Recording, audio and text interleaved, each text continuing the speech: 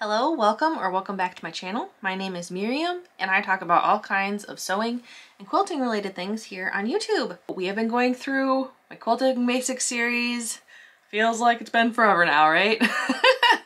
We had a couple bumps in the road, but we are very close to the end. I'm gonna break up the end of this quilt into two separate videos. If you notice, I did not shoot a video last week. That is because my mom's little dog, Penelope, she's a 13-year-old mini Pomeranian.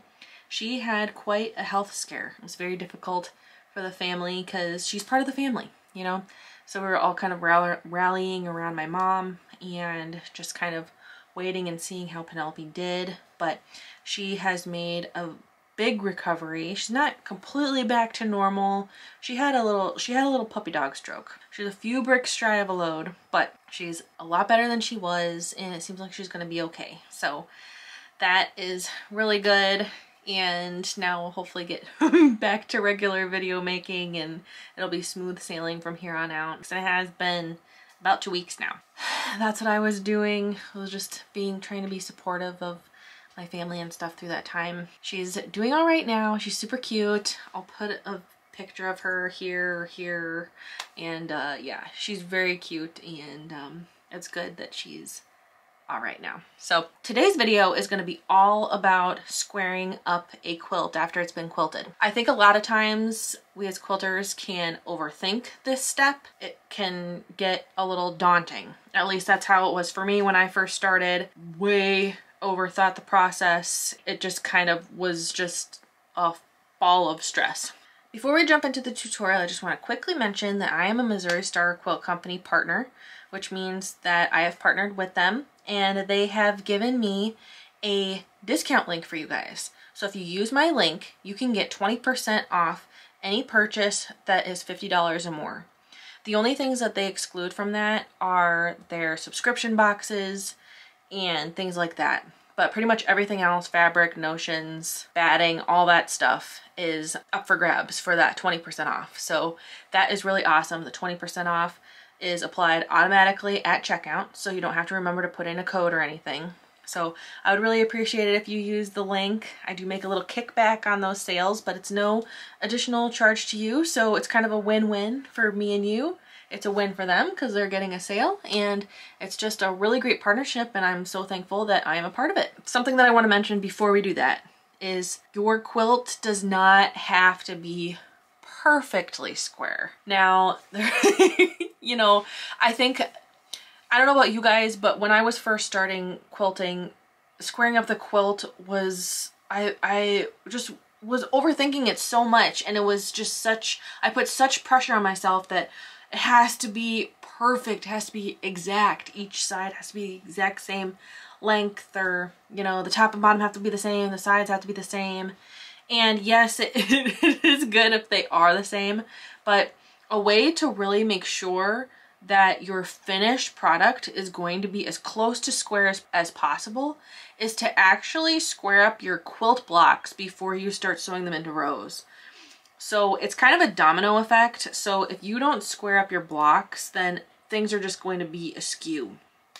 And I'm sure if you've made a quilt before, you know that if you don't take that time to square up your block or trim it down to the unfinished size that the quilt pattern recommends, if they recommend an unfinished size, that things can just kind of be a little less than perfect. But you know what? Perfect isn't everything. And that's something that I really want to stress in this video, because at least for me, when I was first starting out, I thought squaring up the quilt was very serious. Okay? Very serious, but it's not. So the most important thing to remember when you are squaring up the quilt is you really want your corners to be square. So that's probably the most important part, at least for me, because when I'm attaching my binding, I want those really nice, crisp, mitered corners, and to get that you need your corners of your quilt to be square, and I'm going to show you how to do that. So let's go over to my table and we'll get started. All right, so I am at my table here. What you will need for this is you can use a square ruler. That's what I recommend for, especially for the corners. And you can also use a long ruler If you have one of those, that straight edge works really well for when you're cutting the length of your quilt sides. And you'll also need a rotary cutter. You can do this with scissors, but a rotary cutter honestly just saves a lot of time and I think can be a lot more precise. Oh, and you need a rotary mat if you're going to be using a rotary cutter. Something that I want to mention, before you start cutting, make sure that your rotary mat is in fact underneath your quilt when you are cutting. You do not want to accidentally cut your table, especially if you have your quilt set up on your dining room table or on your kitchen counters or something cutting. So you just want to make sure that your mat is in fact underneath where you are cutting, okay? So I like to double check that just because I don't want to accidentally damage a table or anything.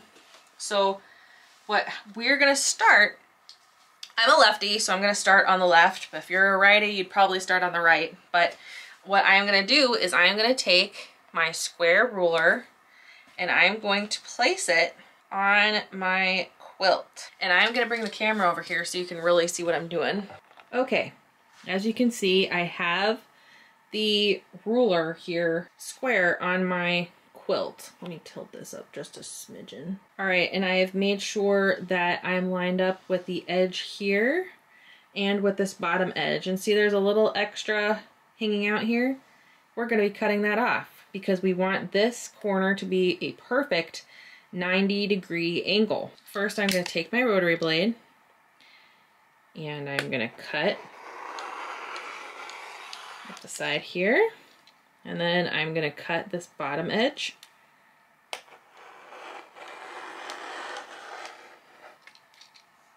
So I've got that. I'm going to grab my scissors.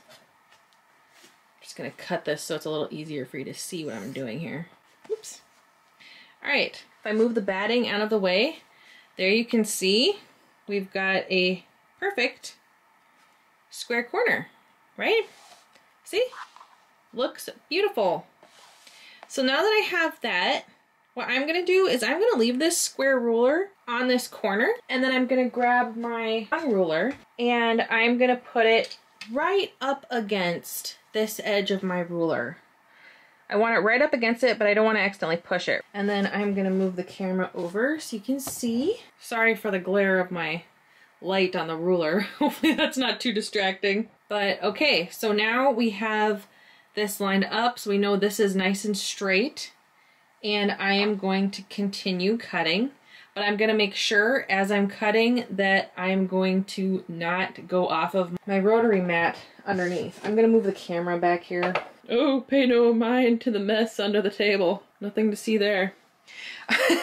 So I've got my ruler up against here, and now I've got this nice straight line all the way across, but notice my mat finishes here. So I do not want to cut past that, right? Because I don't want to damage my table underneath. So I'm going to take my rotary blade and just cut. When I am cutting this, I like to go nice and slow. It's not a race. I don't like to rush and cut. And I want to really make sure that this does not move. So what I like to do is I kind of put my hand kind of like a spider, you know, like a spider trying to stand up tall, and I apply some pressure, holding it in place, and then I am just going to continue cutting along the edge. If I need to move my hand down a little bit, I can.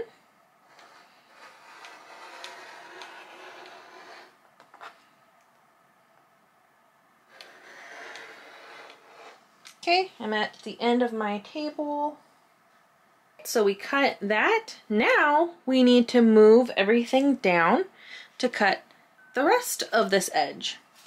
And keep in mind, this method you can use for any size quilt. I do this no matter what size quilt I've made, whether it is literally like a pot holder, like a tiny little pot holder, or a king size quilt. I would use the same method of using a square in the corners and then my long edge up against it and cutting the length. So I'm going to show you how I move it down. So I'm going to just put my square up there out of the way, also this out of the way, and I'm just going to pull this to to the side until it is past my mat, so I know I'm not going to accidentally cut my table. So now I am going to, since this is kind of smaller, I can go ahead and put my square in my next corner. So I'm gonna do that. Okay, so since we know that this part of the quilt that we already trimmed off is nice and straight and square with our previous corner, we want to continue that straight line going over. So what I like to do is I like to use my long ruler and have it come out where we've already cut and line up this edge to help make sure that we continue that straight line all the way across. So I've already got that lined up here. I'm going to trim this.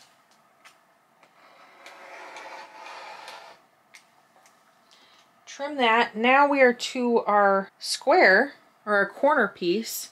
So I'm going to do the same thing that we did with our other corner, and I'm going to cut all the way across here and then up onto the edge. Okay, and that's going to ensure that we have a perfect 90-degree angle here in our corner. So same thing, I take my hand like a little spider and I apply some pressure to hold it in place. And I cut.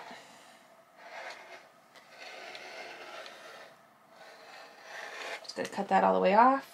All right, and now I'm gonna cut on this edge, making sure that this has not moved at all.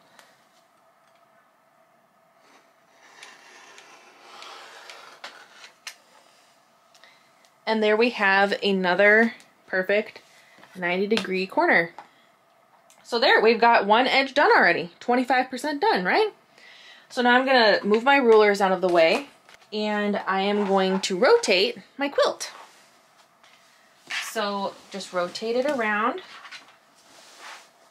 All right, so we have this corner is already square.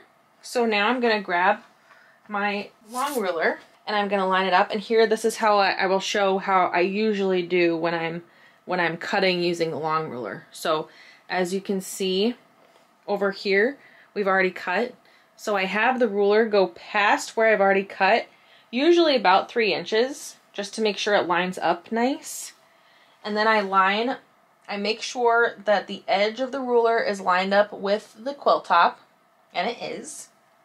So it's perfect, and now I'm just going to cut along that line.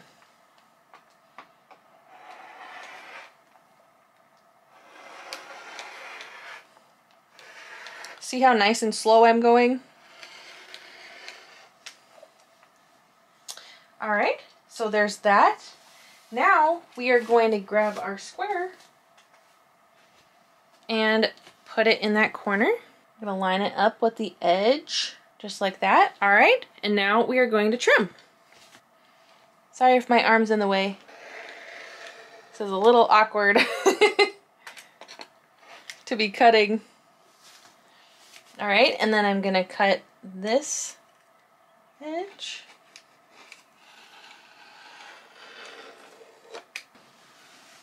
There is another nice 90-degree corner, and we've got a nice straight edge on this edge too. And then you just continue that. So I'm gonna rotate and do the same thing. All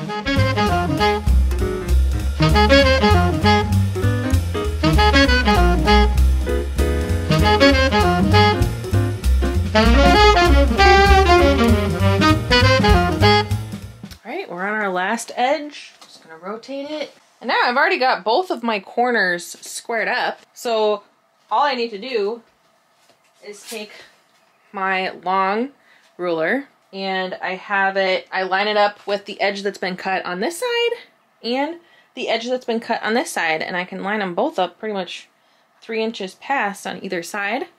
That worked out perfect. And now I just cut along to trim off this last chunk of batting and backing. And there we have it.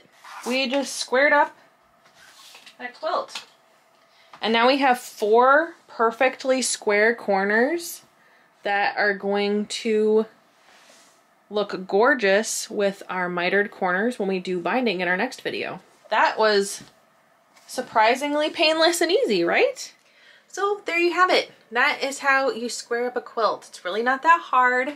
It's not that intimidating. You can do it really if you have just those two rulers. You really don't even need two. You could just do it with one or the other, but I think using them in tandem kind of helps. I like having that larger square in the corner because then you can kind of cut up farther on the vertical edge. So that's kind of why I like to use that square in the corners, but you could certainly do the exact same thing just with the long ruler and the shorter edge of the long ruler. But I hope you enjoyed this tutorial. I hope it made sense. It is our second to last video in our Quilting Basics series. If you want to see our other videos in this series, I will link that playlist in the description box below, and you can check those out. It's a really fun series. We have gone through so much stuff on how to pick fabric, how to pick a quilt pattern, how to cut fabric, how to quilt, how to piece blocks. We went over it all. So it's a one-stop shop for if you're a beginner quilter. I just had a lot of fun kind of pouring into this series and telling you guys everything that I've figured out and learned over the years. So I hope you have enjoyed it. And next week will be our final video on how to bind a quilt. Binding is kind of my favorite step. Well, one of my favorite steps. I say that about several of the steps, but I do really enjoy binding a quilt. I think it's a lot of fun. I think just the process of making the binding and putting it on is fun.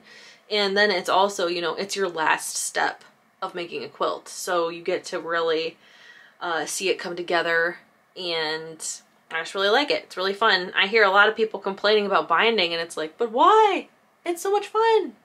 So yeah, so I look forward to teaching you how to do that. And then we are going to go on from there. I've got so many cool things planned. So if you would like to join me on this journey of quilting on YouTube, please subscribe and hit the little notification bell so you get notified when I publish new videos, which is going to be once per week moving forward. And yeah, just thank you so much for stopping by today, and have a great rest of your day. All right, I'll talk to you soon. Bye-bye. Before I go, this extra batting that you trim off, do not get rid of this. Do not throw it away. It can be used. You can use it for smaller projects, or you can sew the pieces together and make Franken batting, which works, and no one will know the difference when it's inside the quilt. So don't throw away those pieces of batting. This is perfectly good batting that can be used for other projects. So that's a little tidbit that I remembered after I stopped recording. So yes. All right, now I'll let you go. Bye-bye.